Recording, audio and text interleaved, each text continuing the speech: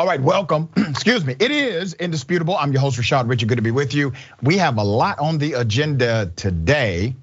Joining me, breaking down news of the day, none other than comedian and fighting words on HBO, star host of Truth Serum, Aida Rodriguez is on the program. How are you, Aida? I'm good. It's Aida. Aida, excuse me. My apologies, sister. No.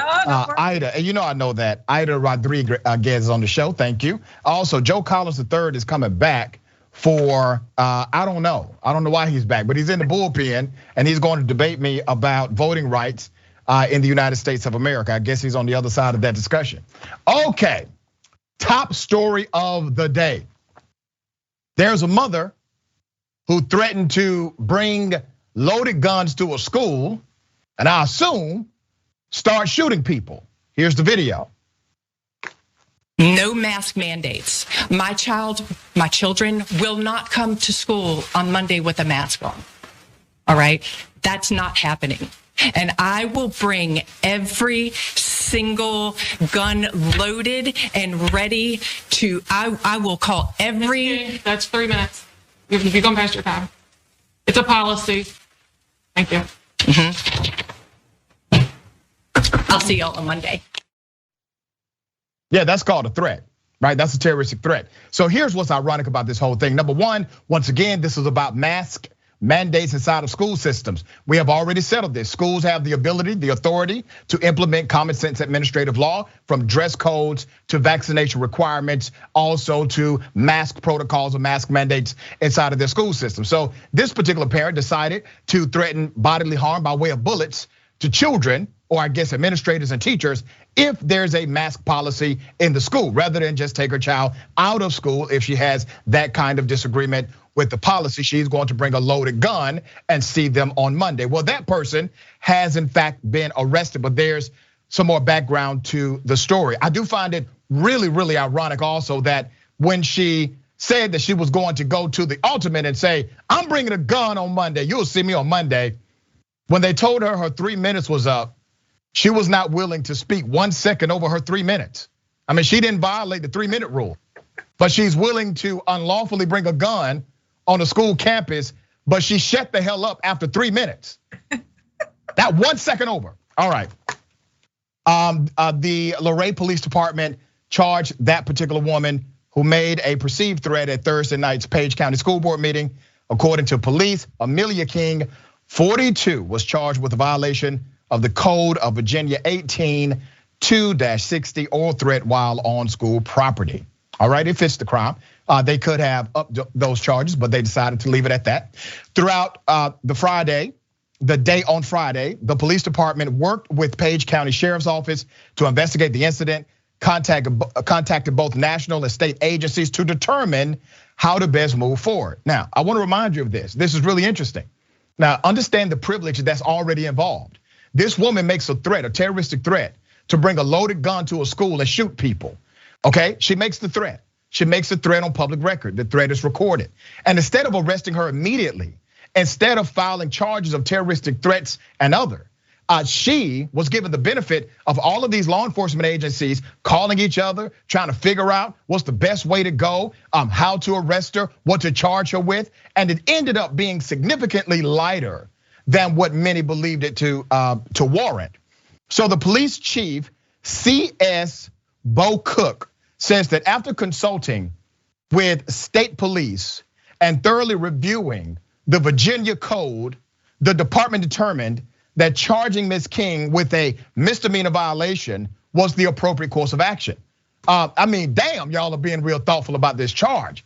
I mean, I'm accustomed to the police coming in, charging the person with everything they can, charging the person with the felony statute, the misdemeanor statute, and allowing their defense attorney to be thoughtful about how to proceed in a court of law. But instead, the police decided to be thoughtful on behalf of Ms. King. How nice of them for being this thoughtful about someone who has threatened to kill children and members of the faculty.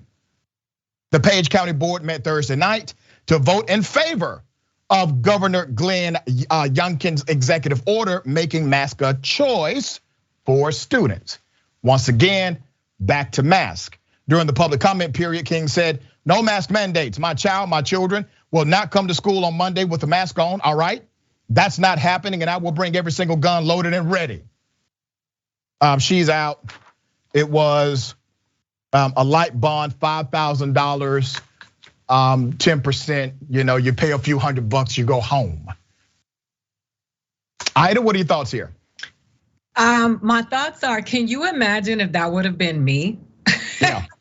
You know what's funny? I think you pointed out that she stopped at the 3 minutes, but the funny thing to me is that she issued a threat, and that was the violation of the day, that she could not go over the 3 minutes. Right. And I was like, if I would have said that, everybody would have jumped up. They'd have been like, wait a minute now, she just threatened us. I just think it's interesting to see, what if Khalif Browder would have had that same treatment? Or just, there are so many people, Black people and people of color who I could name that have never been extended the courtesy. Baby Tamir Rice wasn't extended any courtesy. And this woman, and yes, I'm gonna bring up the people who have been wrongfully murdered by the police, because they are never given the benefit of the doubt. But this woman who went into a place, who is having a temper tantrum because they don't want to follow the rules, because they've never been accustomed to following the rules, because they're always cloaked in their privilege. And they're like, why do we have to follow the rules now? Why is this happening to us now? She's having a temper tantrum because some people don't want kids to bring home the coronavirus that could potentially kill somebody who's immune compromised or elderly.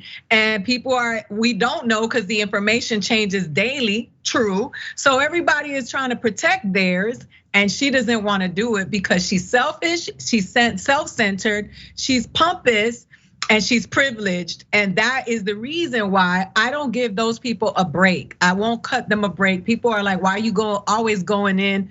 These white women who call themselves allies sometimes, they all belong to this group where they get to straddle between being oppressed and oppressors. And that's why I can't rock with it. She should be in jail. Yeah. She should be in jail. She doubled down on the threat too. When she said, see you on Monday, that was the double down. That was a double down, and there's definitely a felony statute that would have applied. They decided not to allocate the felony statute to Ms. King. But I do find it interesting that, number one, nobody on the school board flinched.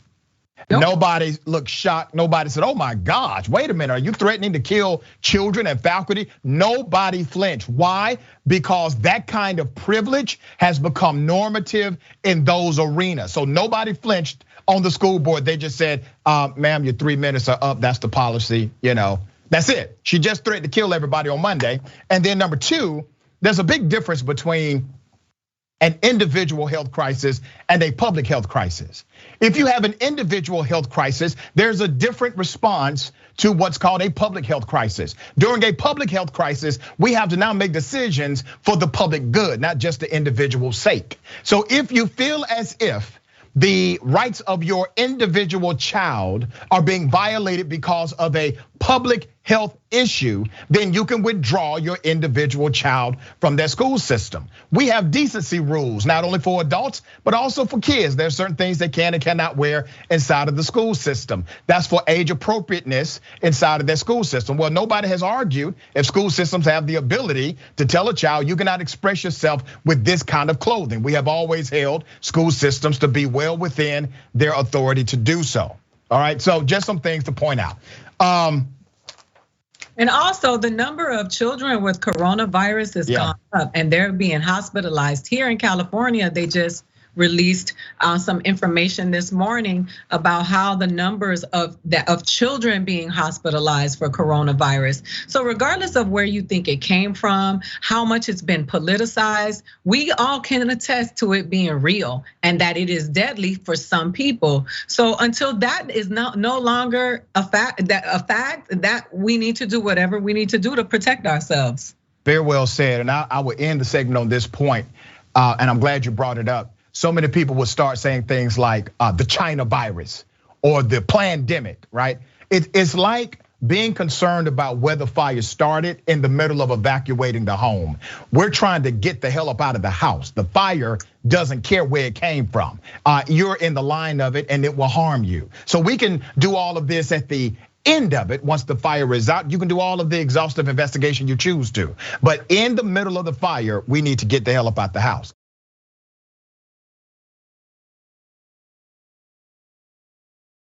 Guess what's happening now? Lawmakers are trying to pass laws that would allow individuals to get ivermectin, the great conservative hope, ivermectin, without having a doctor's approval. This is fascinating and telling of our political climate right now. Let me take it to New Hampshire. New Hampshire residents may soon be able to get ivermectin from the pharmacist without first getting a prescription or approval from a doctor. This is new legislation, just hit, proposed legislation titled House Bill 1022. Remember that. House Bill 1022 would allow pharmacists to dispense the drug, which some believe can treat COVID-19, even though it lacks approval for such use from the US Food and Drug Administration by means of standing orders. Under the law, now watch what they did, watch how they did this, very slick. Under the law, pharmacists would be able to dispense ivermectin under the delegated prescriptive authority of the physician or advanced practice registered nurses. Specify a mechanism to document screening performed and the prescription in the patient's medical record, and include a plan for evaluating and treating adverse events. That's according to the bill, all right? That's wording in the bill.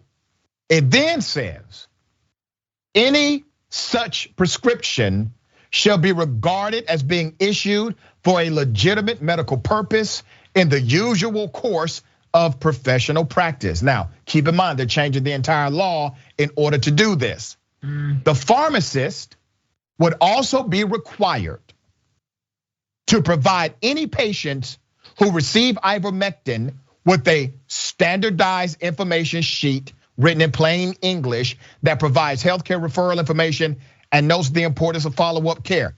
Now, here's the great irony of this law.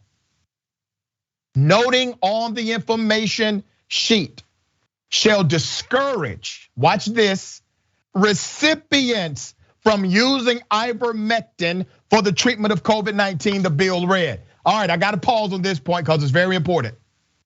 Literally, to cover their ass, they're going to make pharmacists say, hey, this is really discouraged to treat COVID-19. Why? Because they know the science. They know it doesn't. They know it doesn't work. And the entire genesis of this bill is because Republicans, conservative, Trumpites have said, we want ivermectin. And we want it specifically to treat COVID-19. The lawmakers are not being genuine with you when they say, okay, we're gonna give it to you, but we're gonna make the pharmacists tell you that it's not to treat COVID-19 so that you can't sue us when you die from it. That's what this is about. You don't believe me? Listen to what the sponsor of the bill said. Republican State Representative Leah Cushman, a sponsor of the bill and a registered nurse, told Newsweek that she wanted to make sure residents of the state have options for treatment of COVID-19. Yeah. She just told you what it's for. She wants Republicans in particular to have this option for the treatment of COVID. She said that on the record. And then in the bill, it says, not for the treatment of COVID. Right? And a pharmacist has to create a document to tell you that, but it's the opposite of what the lawmakers are doing it for. The FDA, once again, has not approved ivermectin for the treatment or prevention of COVID-19 in both humans and animals, according to his website. It is, however, approved for human use to treat infections caused by parasitic worms and head lice and skin conditions. That's what it's used to treat, and they know it. All right, Aida, I'm sorry. The hypocrisy of these damn politicians for creating a law that they know could kill people and already has hospitalized loads of people, and they They cover their own ass in the wording of the bill just so they can't get sued. It pisses me off. I know, because you care about people and you have common sense. And you know those parents that have unruly children, but they don't want to be embarrassed, or they just do give them whatever they want. That's what these politicians are doing. That's a good point. Nobody insults the base more than the people who they follow. Nobody insults, all of those people will speak against vaccines, but they're all vaccinated. They just continue to do that. You know what? We talk about hustling as selling drugs on the street of the neighborhoods that like I came from, and many people like me come from. The biggest hustle in this country is in Washington, D.C. Oh yeah. Those people, those lobbyists are getting it in. If you see this happening, it's because these people are trying to win an election and they're trying to get back in that White House, and they're gonna do whatever it takes and whoever it costs to make it happen, because they don't care about these people. And it's obvious that they don't care because the vaccination rate in the red states are low with right wingers, and they are dying at a greater rate than the people that are leftists, right? But it's just interesting to me to see how they will do whatever it takes to just appease these people, even if it is at their own expense. And that's where we are now. They are so preoccupied with the dollar, the companies that they're getting paid by. That's why you need to investigate the people who you vote for, the people in your state, in your local community, and see who their affiliations and their ties are with, and who's putting money in their pockets. Because usually when they're getting money put in their pockets, that is not in your best interest as a constituent. That's usually why they have to pay them to get whatever they want to get going, because it's usually not in the best interest of the person that of the voter. I concur completely. All right, we got more on the other side. It's indisputable, a stick and stay.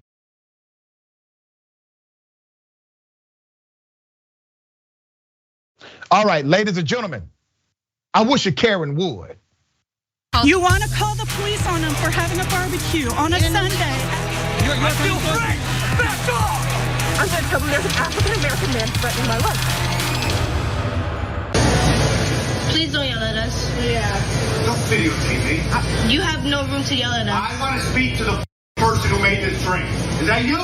No, it We wasn't don't know me. who made it, so. You don't know who made it? There's 4 of us here, so we obviously don't know. Stupid ignorant high school kids. Okay, bye. I want to speak to the Bye. Okay, you can call corporate whenever you want. Goodbye. Gian, stop. You're on camera. You're on camera. bitch. No, I don't care. Give it to me right now. What? Really? Oh, you're Calling the police. I'm calling the police. I want the telephone. Gianna, I want the telephone. Shut the Shut up. Get out. Corporate. Bye. Okay, good for you. Bye. I want the Bye. shut up. You shut up. You're not gonna tell me to shut up. Who are you? Who are you? Immigrant loser. What? Get the out. Get the out. You're going to jail. You're going to jail, you racist piece of shit. I want the telephone. Bro, call the police now. Yeah, those were children that he physically assaulted and tried to gain entry into their workplace behind the counter. Let's put up his mugshot. He has been apprehended. He turned himself in. He's a money man from Merrill Lynch. All right, money guy, right? I got an update to this story. Keep his mugshot up. James Iannazzo, 48 years of age, from Fairfield, Connecticut. James has a mugshot now. He was arrested and faces charges of intimidation based on bias, breach of peace, and criminal trespass. He still has not been charged with assault, even though you clearly saw an assault, already benefiting from his status. He was a managing director at Merrill Lynch. I say it was because they sent this nice little note. Let's put it up. They said, "Hello, Naveed. My colleagues forwarded your message. Below is an on-the-record comment. Our company does not tolerate behavior of this kind. We immediately investigated and have taken action. This individual is no longer employed at our firm." Now, according to James, put his mugshot up again, he did all of this assaulting of children and being racist and trying to gain entry behind the counter because his son had a reaction to a smoothie, okay? The young lady told him accurately, call corporate. You do not physically assault workers, and in this case, they were teenagers, and then try to fight them by gaining entry behind the counter. But that's exactly what this male Karen did. So we're going to highlight privilege personified. Financial guy, has money, has influence, has status, and now he has a criminal record. But even with the charges, I cannot help but to notice he is not being charged with the actual violent attack that we all saw on video. All right, Aida, thoughts? It's exhausting to watch this stuff. It's these people becoming unhinged this way is just, it's really, really sad. And he's a real tough guy, right? A real tough guy. Like went in on these children, these little girls, just going off on these little girls, trying to physically attack little girls. Real tough guy. And this is a person who works at a firm that's managing people's money. And I guarantee you, some of us have money in Merrill Lynch. And this is why we have to hold these corporations accountable for the behavior of the people that they employ, because those are the attitudes of the people who have some semblance of power and can let us in or out of certain things, and are involved in our money, and they're involved in our loans, involved in where we live, the schools that we go to, and we have to start paying attention to where we put our money, because a lot of times, most times, we're funding our own oppression. And I know that sounds extreme, but I'm at the point of extreme because this is extreme behavior. It's just the fact that he thought he could do what he did because he was upset is just, like you said, privilege personified. But it's exhausting. We've been knowing this and seeing this for how long? Our whole lives we've seen this, and people have just been skating through life. And now that people got videos of you acting a fool, and one of you gets held accountable, but there's a sea of them, and that's my issue. Like I'm done with it. I'm not explaining myself to people anymore. I'm not trying to make anybody feel comfortable. We've done that for so long, and look where we are now. They have no problem calling us out of our name. They have no problem trying to belittle us, mistreat us, put their hands on us, and we have to tolerate that, right? But that's it. I'm done with it. I'm not even dignifying that behavior with my attention. Let me echo what you just said. I don't think it's extreme at all to call it what it is. We are forced in America to actually fund our own oppression, especially as Black and brown people. I need people to understand this. This is a reality in this country. We right now have statues and street names of individuals who were open racist. They were known to be racist. They killed Black people, or they owned Black people, okay? All right? And they wanted to keep that as a legacy in this country. We, through our taxes, we have to pay for that. We have to pay for those statues. We have to pay for the upkeep of those streets. We are literally financing symbols of our own oppression on a daily basis. Daily basis, all right? Okay, I told you this would happen because he never should have made bond in the first place. See that guy?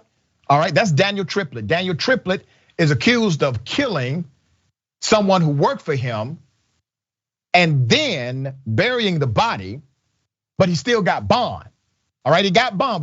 We said it in our original reporting. This guy is not a candidate for bond whatsoever. He got bond.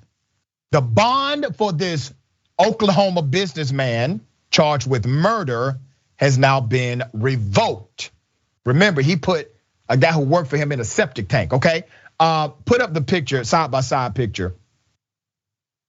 All right, so Daniel Triplett had been out on a $500,000 bond last December 2021 following the alleged murder that took place months before, when Triplett's employee, Brent Mack, that's the African-American male you see, went missing. All right, he went missing. Triplett gets bond. His bond has now been revoked. He landed himself back in jail following Logan County Judge Susan Worthington's ruling on Friday, January 14th. After prosecutors said Triplett was going places he was not allowed to go, including the bank, a restaurant, a gas station. Okay, why would he listen to the judge? He has proven his privilege has no limitation. He has allegedly killed a man who worked for him, lured him. I mean, the way this happened was so planned. Lured him in order to do this and then covered it up, and he still gets bond. All right. According to the conditions of Triplett's bond, the businessman was required to wear an ankle monitor and leave his home for visits with his lawyer, medical appointments, or court dates. The DA, Lord Thomas, said a bank teller who knew Triplett had been arrested on murder charges told authorities Triplett was spotted in the bank's drive-through. Good for that bank teller. All right. Let me give you some background to what happened originally.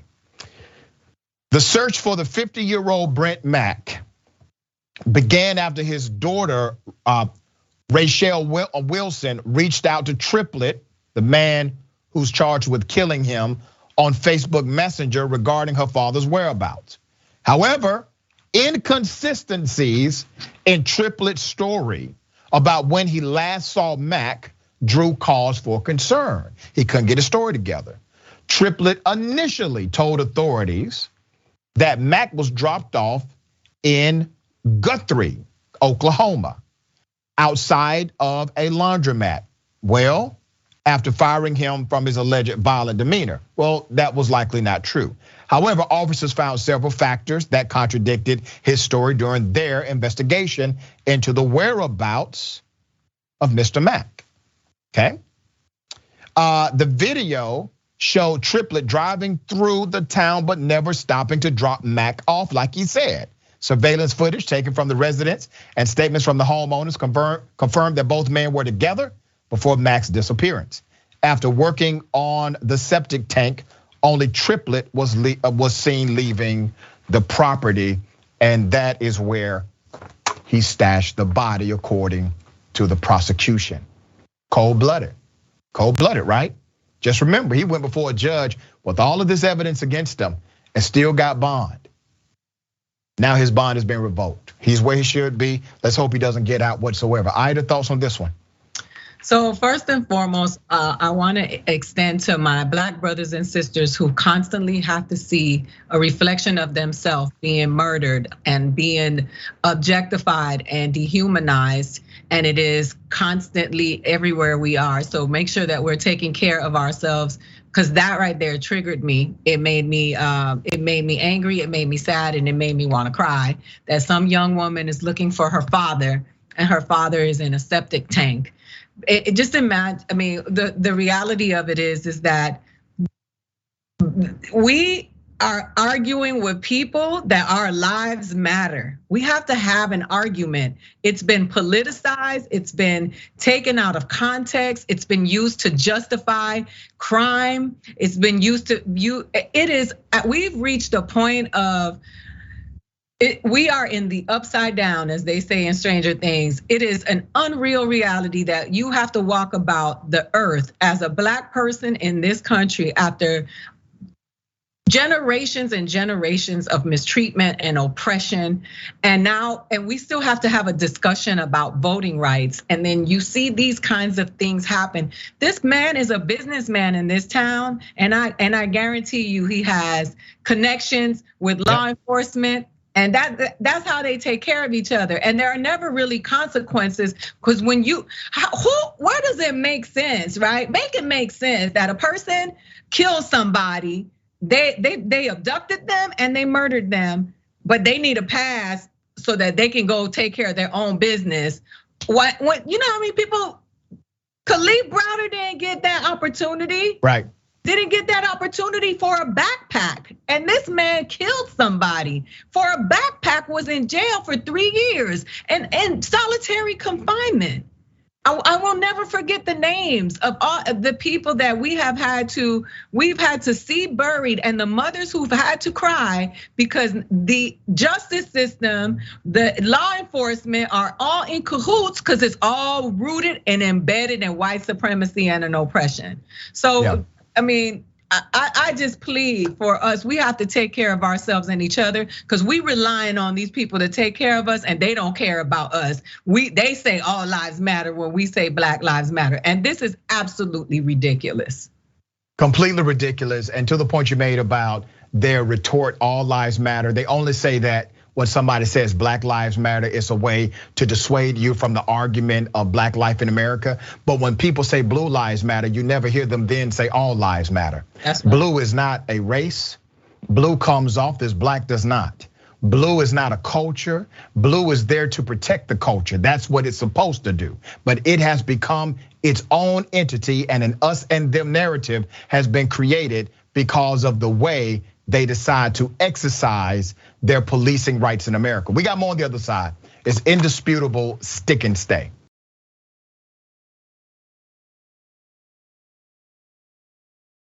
All right, welcome back. We got a lot of show left.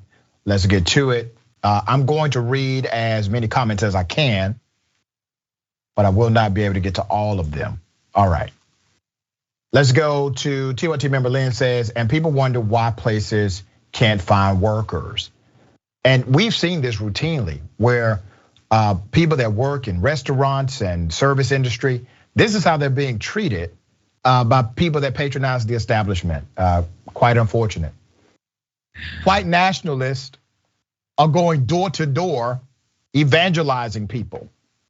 Here it is. Can I help you?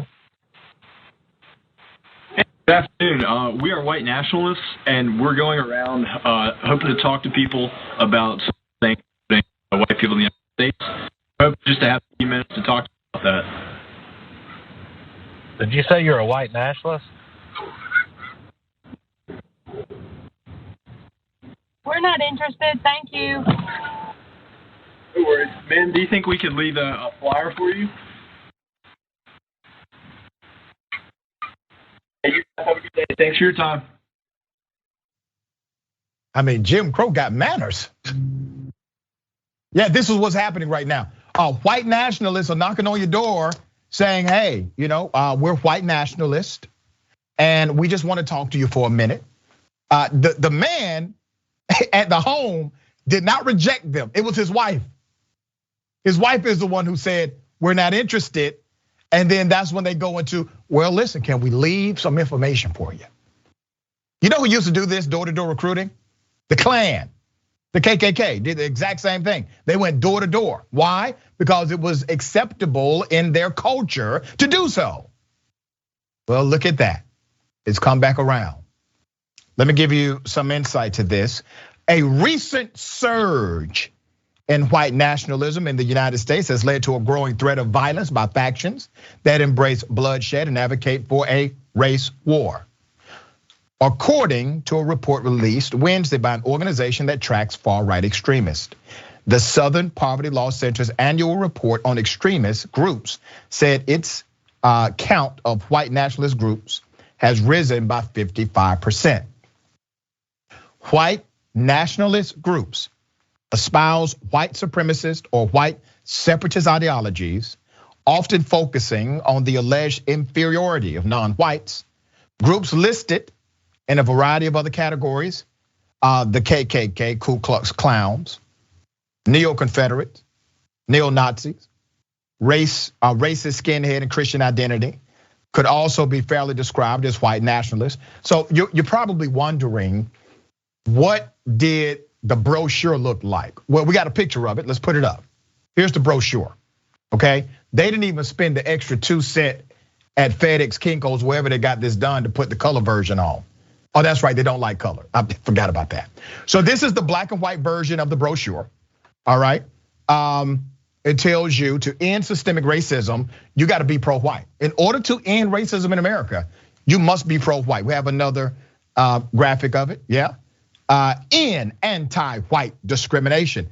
And it reads, keep it up, are you tired of being discriminated against by schools and employers while simultaneously being told that you have white privilege, living in fear that you will lose your job because of an accusation of racism, hearing politicians constantly talk about all they have done for blacks, Hispanics, LGBTQ community, etc., but never what they have done for white people. And the list goes on. Let me say this, bring this to me. I'm actually happy. Let me tell you why I'm happy. Because you white supremacist cowards are exposing yourselves for who you truly are. A bunch of damn crybabies. You can't deal with life on life's terms. That's why you had to fix it. You had to fix the rules to benefit you. You can't really compete, or you're afraid of competing on an even playing field. It terrifies you for rules to be fair, for opportunities to be equitable, for access to be complete. That frightens you. The notion of that terrifies you. But we're coming. We're not gonna let up. So you going around knocking on doors, trying to recruit more individuals to your cause tells me that you're desperate. That you're desperate for validation, you're desperate for support, you're desperate. Your desperation will only get worse. And hopefully this government will deal with you in the way they should. Aida, thoughts? Man, I thought that was a Jordan Klepper sketch. Like I thought it was a joke. It's really it's surreal that in 2022, young white males. I mean, I work in an industry that's dominated by white men, and I always have to hear white men tell me how you have to be a diverse person in order to get a television show or to run a television show. But me being the creature that I am, I go research all the TV shows that are on air, and 98% of them are ran by white men. So it really, this alleged push for diversity and inclusion, which in some spaces is only this performative act to appear as though they're creating diversity and inclusion, but the equity hasn't changed. Visibility has changed. You show people that you are in business with people of color or whatever. But the reality of it is that when you see white people having a temper tantrum like this, it is rooted in what you said, because a lot of the stuff really hasn't changed. We are still trying to fight for being treated right by the justice system. We're still trying to get fair loans to buy homes. We are still hoping that we can get good school systems in our neighborhoods. So when you hear these people having a tantrum because they say that they are not being treated equally for jobs and opportunities, and then you go look at IBM's roster. Yeah. Go look at all the rosters. Look at all the billionaires. Look at all the CEOs.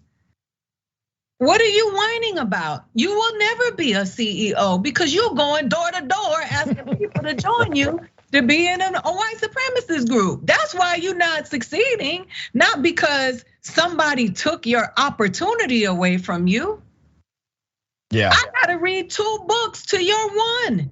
So that I can just get a morsel of what is given to you that you have inherited by the sweat of the brow of my ancestors.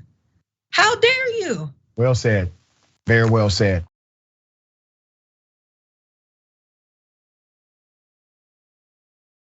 I told everyone that these anti-critical race theory laws do not impact the teaching of critical race theory. CRT is not even in the bill, but it has hurt a black charter school in Texas. This is part of the intent of the bill. So let me highlight what has happened to Essence Preparatory Charter School. Let's put up a graphic of the school. Let me explain how this went down. This school is designed with its predominantly black and brown students in mind. We want to create a space where black and brown students will not only be stable but can thrive, said the school's CEO and founder Akeem Brown, who's 29 years of age. Let's put up a picture of Mr. Brown. That's a smart guy, has the right idea, wants to create safe spaces for our young children to succeed. Brown says opening his own school has always been a dream of his. And in January 2021, his dream was coming close to a reality when he submitted the application to the Texas Education Agency, T, for final approval. Everything was going as planned. But they were caught in the middle of an ongoing debate surrounding critical race theory. I think this is a good point for me to say what I always say. Critical race theory is not taught in K through 12 education. Critical race theory is not part of the curriculum whatsoever. It is an advanced theoretical framework designed for teaching at advanced collegiate levels, including law schools, not taught in K through 12 education. The purpose of these anti-CRT bills was to simply stop the teaching of actual history as it relates to America's racism. That was the idea, and that idea is working. Brown said in an interview with Atlanta Black Star, he said, and I quote, "I think we got caught in it because of the color of my skin, because of the color of the individuals who make up my board. My board is 65% African American. We aim to serve about 40% black children in our community," Brown said, explaining why he feels his application triggered the T flag, which is the Texas Education Agency. They flagged his application for further review, citing concerns related to what? CRT. Once again, critical race theory is not even in the legislation passed by the state of Texas that did not stop the agency from saying this is related to concerns about critical race theory. You can't make this up. The agency wanted Brown to remove anti-racist text within the school's equity statement. They asked us to remove the word anti-racist. What? And they asked us to remove any words from that author, Brown said. The agency also wanted Brown to clarify his meaning of phrases like public policy driven approach, public policy advocacy program, and community actions. Brown admitted he treaded carefully to avoid his application being rejected. I don't think it mattered what I responded with. So unfortunately, I sucked up my pride and took away what we believe to be bold commitments to launching a school in our community. He had to compromise. He felt he needed to compromise. None of these books are controversial. Anti-racism means you're against racism. Why in the world would something saying that I'm anti-racist be a problem unless the board that regulates you is pro-racism? You see how that works? That's the only way you would have an issue with anti-racist curriculum or the terminology public policy advocacy program. They literally told him you have to provide additional clarity to public policy driven approaches. What? You have to provide clarity to a board for that. Brown admits he shed tears throughout the approval process, but the application was finally approved after the compromises by the State Board of Education. That was their intent. After being caught in the controversial CRT debate, Brown says what kept him and his team motivated were the 360 students and their parents who are relying on Essence Preparatory to open. The school is expected to open August 15th. And let me give a word of advice to the teachers and administrators. I know there's a rule in Texas, there's a new law basically prohibiting you with a public charter from teaching actual history. Break the law. Break it. Do it. Teach history. Teach the truth. People like me got your back.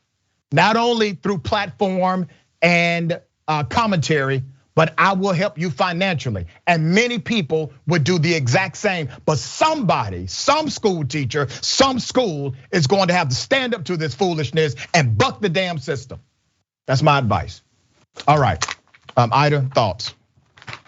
I mean, Texas never fails to entertain, from Ted Cruz to sundown towns. We just are constantly getting the juice and the tea from Texas. You know, I always say I'm one of those people that feels like integration is the worst thing that happened to my ancestors. But then you think about the fact that Black people in this country and Black people in other places that were trying to build things after being free, their stuff was pounced on and destroyed by envious white people who also were mediocre. And I just think about all of the stuff that's happening that we've covered on the show today, the white nationalists, all of this stuff is happening, but they won't leave us alone, right? They won't leave us alone. They won't let us be. And that's what I'm bothered with. You say you don't want to be around me. I don't want to be around white people that don't like me. I appreciate you telling me that you don't want to be around me. What I have a problem with you is you trying to take the spoon out of my mouth when I'm working for my own food. And that is the problem that I'm having with this. And it's just disheartening to see that now you want to erase history. You know how hard it was for us as children, me in particular, to have to think of myself that my ancestors sold themselves into slavery. That was what was taught to me, right? Yep. But I never hear about the glorious people of my past. So to these people, I just say congratulations, and I'm with you. Break the law, because if we don't know history, we are bound to repeat it. That's right, and that's their idea on the other side. They want to keep you ignorant. You can't change what you fail to acknowledge. You can't change what you fail to know. All right. Steve Bannon says that in 2022, after the victory of the GOP, they're going to then go ahead and arrest Joe Biden. Here it is. And you have stood down ICE and you've stood down Border Patrol. And guess what? That's the impeachment hearing I want to hear. Because we're not going to do your crap with all these guys from the National Security Council and the first time or the phone call that did this. No, you're going to sit there for day after day and week after week. And we're going to bring the witnesses. We're going to bring the witnesses of what you did to this country, what you did on the southern border. Preserve your documents. Because after impeach you, then we're going to put you up on criminal charges. Criminal charges for allowing this country to be invaded by your actions. Acts of commission, not acts of omission, acts of commission. And we're not going to back down, so write it down. This November is about one thing. It's impeaching Joe Biden to stop this madness and to stop this illegitimate regime from destroying our nation. Now, here's the thing. Steve Bannon, he's a coward. He won't bust the soft side of a grape. But the people listening to him, believe in his words because he's a charlatan and a con artist. They believe his words are accurate and that this is what's going to happen. And then when it doesn't happen, they may attempt to do this. If they win, they may attempt to do it. But if it doesn't happen, he has successfully radicalized his side, given them red meat, and now they feel justified when they try to overthrow the government again, okay? It is what it is. This is the era we live in. Aida, how do you feel about what Bannon has said? You know what? It's a clown show, and I'm still laughing at what you said about him and a grape. He ain't gonna do a damn thing. It's the dog and pony show, as the great Malcolm said. I am, like I said, and I will continue to say, nobody insults white poor people in this country more than these white rich people who are getting richer off of them. Donald Trump sold them $30 hats and t-shirts. And these people are struggling, and they don't realize that this CRT argument, everything that they throw out at them is a great distraction from what is really happening to them. Because if you look at what's happened in the last few years, the conditions of working class people and poor people in this country have gotten worse. We are dealing with inflation, a lack of opportunity of where to live, jobs. The minimum wage is insulting and ridiculous, and those people are doing just fine. From Steve Bannon to Donald Trump to every single one of them, they got what they need in their house, and you are fighting a fight for peanuts. And the reason you have peanuts is because they have their foot on your neck. My dear sister, always when I'm with you, I feel privileged. I'm thankful for your leadership. Tell people how they can follow you and check out your great work. You can follow me on Twitter at Funny AIDA, and my special is streaming right now on HBO Max. It's called Fighting Words, and the revolution will not be televised. Preach it. Thank you, sister. Take care of yourself, take care of each other, take care of the planet. Remember, the truth is always indisputable.